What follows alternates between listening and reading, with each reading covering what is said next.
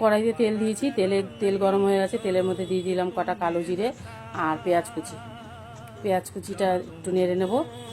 তারপরে দিয়ে দিলাম আদা রসুন লঙ্কা বাটা, কাঁচা পাকা লঙ্কা। মশলাটা একটু বাটিটা জল ধুয়ে দিয়ে দিলাম। এবার একটু কষিয়ে নেব।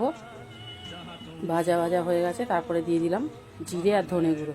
আমি এই জিরে ধনে গুঁড়োটা আমি বাড়িতেই করে রাখি। আর দিয়ে দিলাম কাশ্মীরি লঙ্কার গুঁড়ো আর একটু ঝাল লঙ্কার গুঁড়ো দিয়ে আবার নেড়ে একটু লবণ দিয়ে দিলাম। লবণ তো স্বাদ মতনই দিতে হয়। এবার মশলাটা ভালো করে কষাতে হবে।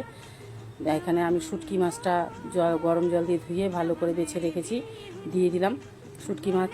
এবার শুটকি মাছটা দিয়ে একটু ভালো করে কষতে হবে। একটু সামান্য জল দিলাম, না হলে কষানো যাচ্ছিল না, তার জন্য। এবার ভালো করে না কষালে রান্না ভালো হয় না, তাই ভালো করে একটু কষিয়ে নিতে হবে। এবার দিয়ে দিলাম একটু গরম মশলা গুঁড়ো। দেখো তেল ছেড়ে দিয়েছে, কিন্তু কষানো যে হয়েছে মশলার গা দিয়ে তেল ছেড়ে দিয়েছে। এবার এখানে আমি লতিটা গরম জল দিয়ে একটু সেদ্ধ করে রেখেছিলাম, কেননা লতির জলটা একটু ফেলে দিতে হয়, না হলে যদি গলায় লাগে বলা তো যায় না, তাই একটু গরম জল দিয়ে ধুয়ে নিয়েছিলাম। এবার দিয়ে দিলাম সামান্য একটু মিষ্টি দিয়ে এবার আবার একটু নেড়ে নেব।